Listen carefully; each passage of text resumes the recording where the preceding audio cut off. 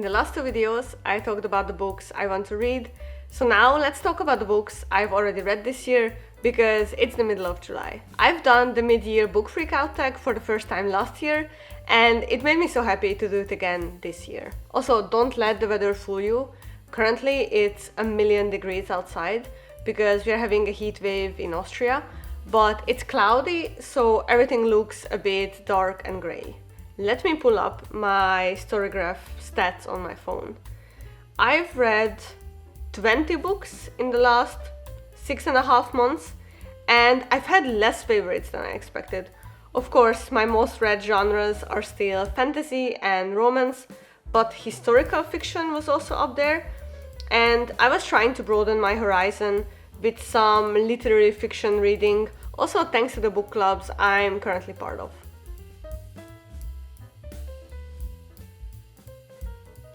We are starting off with a tough one already, with the best book I've read so far. There's one book that I keep thinking about, even months after finishing it, and it is The Song of Achilles. There's something about how Madeline Miller wove the story of Patroclus and Achilles, them growing up, developing their intimacy, but also their inevitable downfall that really stayed with me. I still reread my favorite lines, how Achilles viewed legacy as the meaning of his life, and how Patroclus' devotion was just so beautifully written. For example, this quote about Achilles: "His fame must be worth the life he paid for it." Just hits so hard.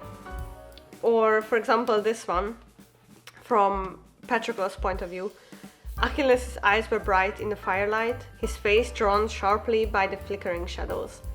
I would know it in dark or disguise," I told myself. "I would know it even in madness."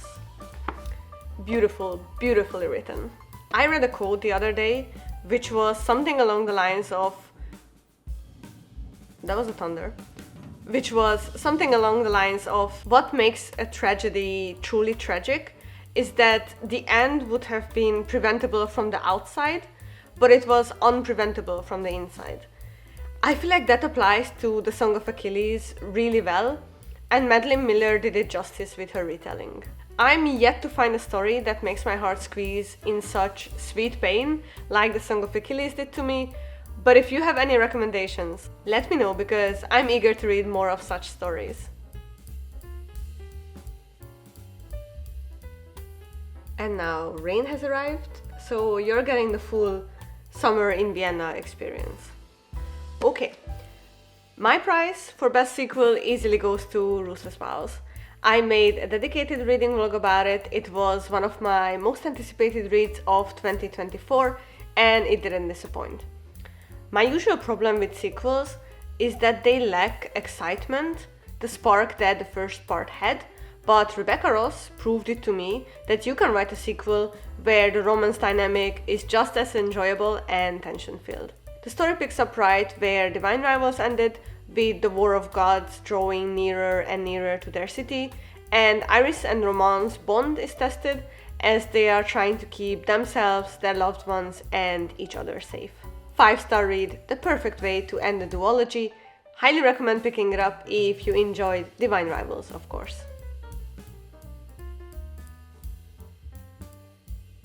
To be honest, when it comes to new releases this year, I've read a few, but they were just so-so. For example, neither A Fate Inked in Blood nor Heartless Hunter, I think that's the title, lived up to my expectations, as you will see in my summer reading wrap-up. I still have a couple 2024 releases on my radar. For example, 5 Broken Blades, which I think Carrie Can Read mentioned has 6 of Crows vibes, just instead of a heist, it has 5 assassins coming together to kill the king kind of plotline, which has potential. There's also this book that I first saw in the bookstore, and I was blown away by how gorgeous the cover is. The title is When the Moon Hedged, I believe. It's a chunky one, with nearly 700 pages, but it has dragons, moon magic, and a female assassin as our main character, and that immediately made me add it to my TBR. In the blurb, they label it as a fast-paced fantasy romance for fans of witty banter and strong, sassy protagonists, so it should be perfect for me. It's also the middle of the summer and I'm craving a silly little summer rom-com. I have my eyes on Just for the Summer, which seems to fit the bill as it's a fake dating story with a sprinkle of summer magic, as Storygraph puts it, so I might pick it up very soon. For the most anticipated release for the second half of the year, I had to think a bit because I don't really track new releases in advance unless they are from my favorite authors, for example, Stephanie Garber or Rebecca Ross. The only one I can really think of is A Song to Drown Rivers, which is labeled as an epic historical fantasy inspired by the famous Four Beauties of Ancient China legend. Gorgeous cover, palace intrigue, exploration of womanhood. I'm interested. The author has a couple other books that got popular, like I Hope This Doesn't Find You or If You Could See the Sun, but those are all contemporary stories, so I'm curious to see a historical fiction setting. I might need to look into upcoming releases a bit more. Leave a comment if you have any recommendations, especially in the historical fantasy genre.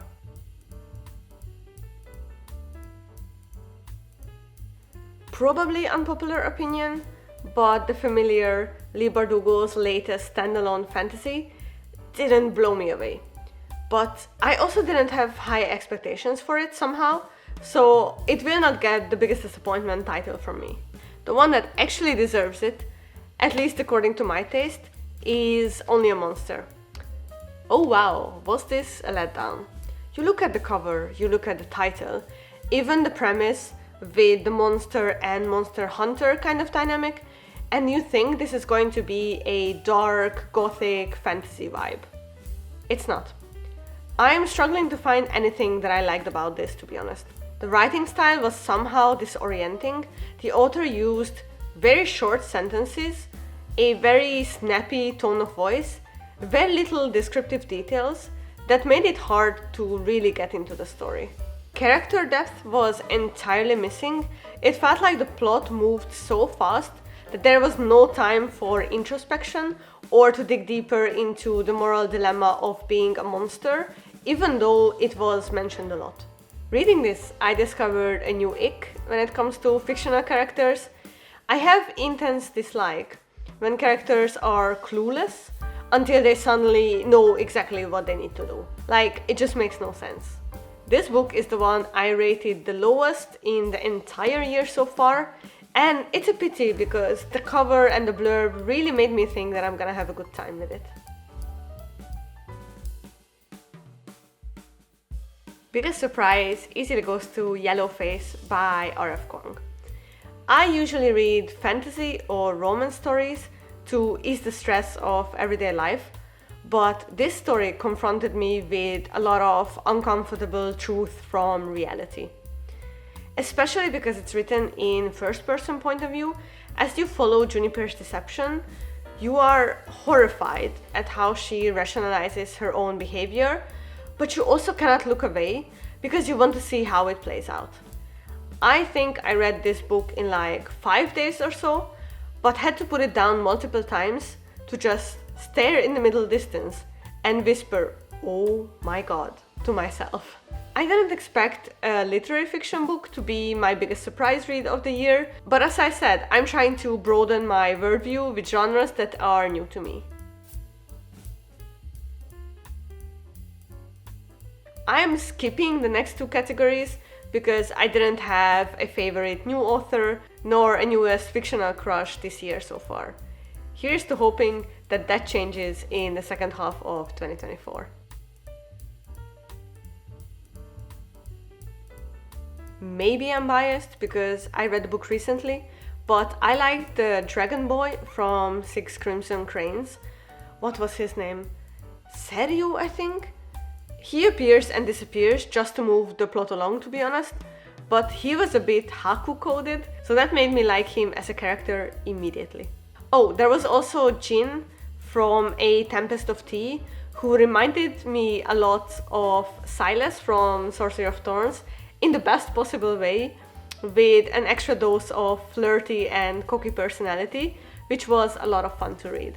I think they could count as fictional crushes, but I'm putting them in the new favorite character category.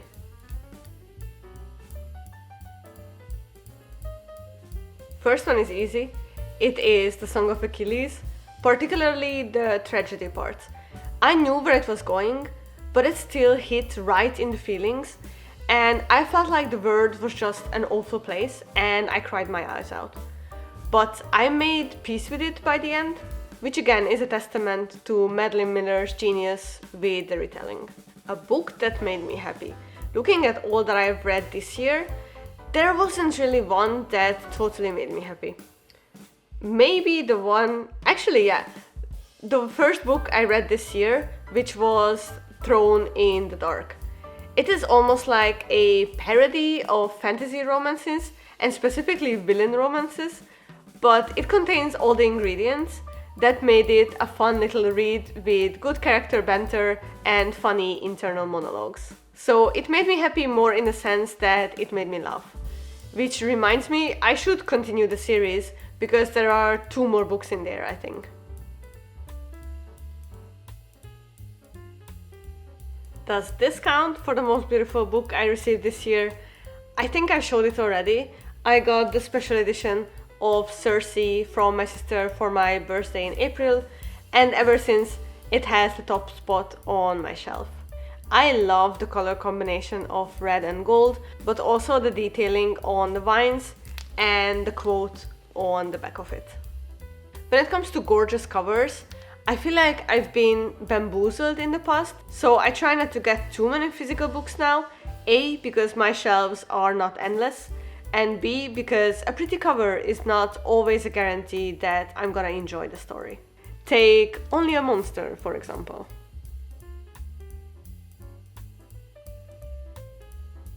To be fair, my reading year started out really well, but since the end of April basically, it's been on a downward trajectory.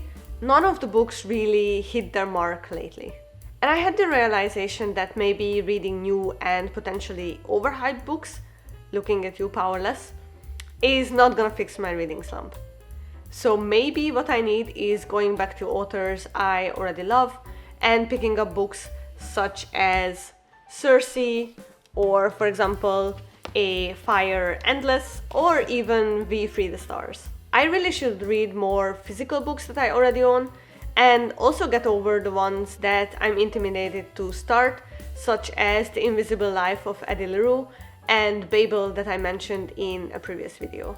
But we all know that I won't be able to resist some new fantasy books that are going to be perfect for autumn, such as Where the Dark Stands Still, which is already out and said to be inspired by Slavic mythology. Let me know in the comments below which was your favorite book of the year so far, and also what was the biggest disappointment. I'm curious to hear. I feel like I speedrun this book tag, but it was fun. It also made me excited to keep reading good books and share it with you all. So see you in my next video. Until then, take care. Bye!